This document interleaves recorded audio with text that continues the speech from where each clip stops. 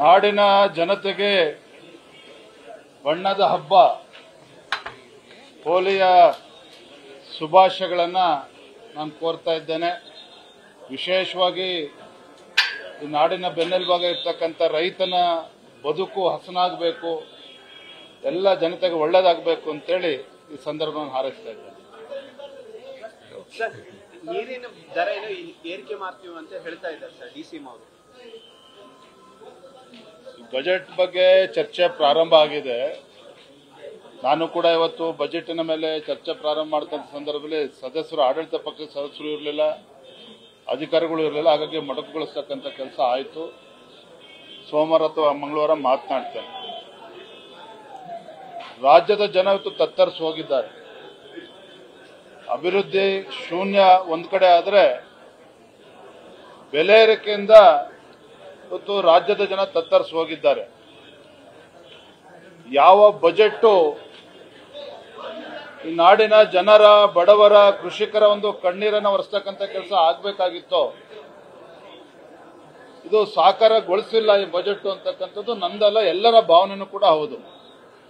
ಬೆಲೆ ಏರಿಕೆ ಬಗ್ಗೆ ಅಂತೂ ಅದು ಒಂದೇ ನಿರಂತರವಾಗಿ ಸರ್ಕಾರ ಕೊಡ್ತಾ ಇರುವುದು. ವಿದ್ಯುತ್ ದರ ಜಾಸ್ತಿ ಮಾಡಿದ್ರು, ಸ್ಟಾಂಪ್ ಡ್ಯೂಟಿ ಜಾಸ್ತಿ ಮಾಡಿದ್ರು, ನೀರಿನ ದರ ಮತ್ತೆ ಎರಡನೇ ಬಾರಿ ಜಾಸ್ತಿ ಮಾಡೋದಕ್ಕೆ ಹೊರಟಿದ್ದಾರೆ. ಸೊ ಒಂದೇ ಒಂದು ಗ್ಯಾರಂಟಿ ಸರ್ಕಾರ ಇಂಪ್ಲಿಮೆಂಟ್ ಮಾಡಿರ್ತಕ್ಕಂಥದ್ದು ಅಂತ ಹೇಳಿದ್ರೆ ಬೆಲೆ ಏರಿಕೆ ಗ್ಯಾರಂಟಿಯನ್ನ ಬಹಳ ಯಶಸ್ವಿಯಾಗಿ ಸರ್ಕಾರ ಇವತ್ತು ಅದನ್ನ ಅನುಷ್ಠಾನ ಮಾಡ್ತಾ ಇದ್ದಾರೆ. ಇದರಿಂದ ರಾಜ್ಯದ ಜನ ಪರದಾಡ್ತಾ ಇದ್ದಾರೆ. ಬಜೆಟ್ ಮೇಲೆ ನಾವು ಕೂಡ ಇದ್ರ ಬಗ್ಗೆ ಚರ್ಚೆ ಮಾಡ್ತೇವೆ. ತಮಿಳುನಾಡು ಮತ್ತು ಕೇಂದ್ರದ ಮಧ್ಯೆ ಭಾಷಾ ಸಂಘರ್ಷ ಶುರುವಾಗಿದೆ. ಮತ್ತೆ ಅಲ್ಲಿ ಬಜೆಟ್, ತಮಿಳುನಾಡು ಬಜೆಟ್ ನಲ್ಲಿ ರೂಪಾಯಿ ಚಿಹ್ನೆಯನ್ನ ತೆಗೆದುಹಾಕತಕ್ಕಂಥದ್ದು. ನೋಡಿ, ತಮಿಳುನಾಡಿನ ರಾಜಕಾರಣ ಎಂದು ಕೇಂದ್ರ ವಿರೋಧಿ ನೀತಿಯನ್ನು ಅನುಸರಿಸಿಕೊಂಡು ಬಂದಿದೆ. ಅದು ಭಾಷಾ ವಿಚಾರದಲ್ಲಿರ್ಬೋದು, ಯಾವುದೇ ವಿಚಾರದಲ್ಲಿರ್ಬೋದು. ತಮಿಳುನಾಡಿನ ರಾಜಕಾರಣ ಅಥವಾ ಅವರ ಬೇಳೆ ಬೇಯಿಸ್ಕೊಳ್ತಕ್ಕಂಥದ್ದೇ ಇದು ಕೇಂದ್ರ ವಿರೋಧಿ ನೀತಿಗಳಿಂದ ಹಲವಾರು ದಶಕಗಳಿಂದ ನಿರಂತರವಾಗಿ ನೋಡ್ಕೊಂಡು ಬರ್ತಾ ಇದ್ದಾವೆ. ಇದು ಒಂದು ಹೊಸ ಅಧ್ಯಾಯ ಪ್ರಾರಂಭ ಮಾಡಿದ್ದಾರೆ.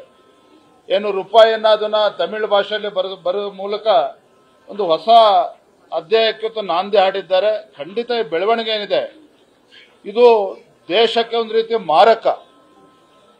ಇವತ್ತು NEP ವಿಚಾರದಲ್ಲೂ ಕೂಡ, ರಾಷ್ಟ್ರೀಯ ಶಿಕ್ಷಣ ನೀತಿಯಲ್ಲೂ ಕೂಡ ಯಾವ ರೀತಿ ಇತ್ತು ರಾಜ್ಯ ಸರ್ಕಾರ ಕೂಡ ಅನುಸರಿಸ್ತಾ ಇದೆ, ತಮಿಳುನಾಡು ಸರ್ಕಾರ ಅನುಸರಿಸ್ತಾ ಇದೆ. ಮತ್ತೆ ಡಿಲಿಮಿಟೇಷನ್ ವಿಚಾರವಾಗಿ ನಮ್ಮ ಮಾನ್ಯ ಕೇಂದ್ರದ ಗೃಹ ಸಚಿವರು ಸ್ಪಷ್ಟವಾಗಿ ಉಲ್ಲೇಖ ಮಾಡಿದ್ದಾರೆ. ಡಿಲಿಮಿಟೇಷನ್ ಏನು ಆಗಬೇಕು, ಒನ್ ನೇಷನ್ ಒನ್ ಎಲೆಕ್ಷನ್, ಇದು ದೇಶದ ಒಳಿತಿಗೋಸ್ಕರ ಕೇಂದ್ರ ಸರ್ಕಾರ ನರೇಂದ್ರ ಮೋದಿಜಿಯವರು ಆಲೋಚನೆ ಮಾಡಿರುವಂತದ್ದು. ಇವತ್ತು ಡಿಲಿಮಿಟೇಷನ್ ಅನ್ನ ಹಿಡ್ಕೊಂಡು ತಮಿಳುನಾಡು ಸರ್ಕಾರ, ಅಲ್ಲಿನ ಮುಖ್ಯಮಂತ್ರಿಗಳು ಸ್ಟಾಲಿನ್ ಅವರು ವಿಶೇಷವಾಗಿ ದಕ್ಷಿಣ ರಾಜ್ಯಗಳ ಮುಖ್ಯಮಂತ್ರಿಗಳನ್ನ ಒಗ್ಗೂಡಿಸ್ತಕ್ಕಂಥ ಕೆಲಸ ಏನು ಮಾಡ್ತಾ ಇದ್ದಾರೆ, ಪ್ರಯತ್ನ ಮಾಡ್ತಾ ಇದ್ದಾರೆ.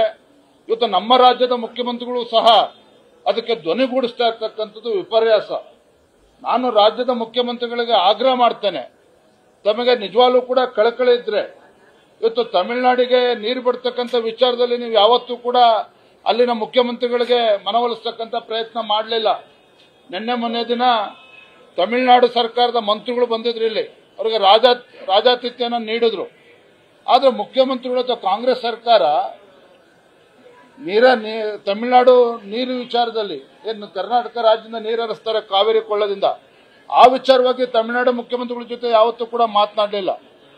ಅದು ಇವತ್ತು ಡಿಲಿಮಿಟೇಷನ್ ವಿಚಾರವಾಗಿ ಒಂದು ರೀತಿ ದೇಶ ವಿರೋಧಿ ನಡೆಯನ್ನು ಇವತ್ತು ತಮಿಳುನಾಡು ಸರ್ಕಾರ ಅನುಸರಿಸ್ತಾ ಇದೆ. ಅದಕ್ಕೆ ನಮ್ಮ ರಾಜ್ಯದ ಮುಖ್ಯಮಂತ್ರಿಗಳು ಕೂಡ ಧ್ವನಿಗೂಡಿಸ್ತಾ ಇರ್ತಕ್ಕಂಥದ್ದು ನಿಜವಾಗ್ಲೂ ಕೂಡ ದುರ್ದೈವ ಇದು.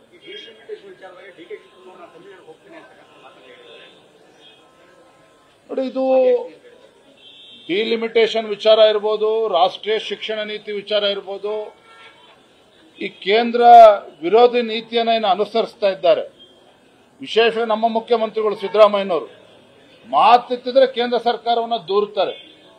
ಕೇಂದ್ರ ಸರ್ಕಾರ ರಾಜ್ಯಕ್ಕೆ ಅನ್ಯಾಯ ಮಾಡ್ತಾ ಇದೆ, GST ಕಾಂಪನ್ಸೇಷನ್ ಅನ್ಯಾಯ ಮಾಡ್ತಾ ಇದೆ. ಈ ರೀತಿ ಒಂದು ರೀತಿ ಸಂಘರ್ಷದ ಹಾದಿಯನ್ನ ನಮ್ಮ ರಾಜ್ಯದ ಮುಖ್ಯಮಂತ್ರಿಗಳೇನು ಅನುಸರಿಸ್ತಾ ಇದ್ದಾರೆ.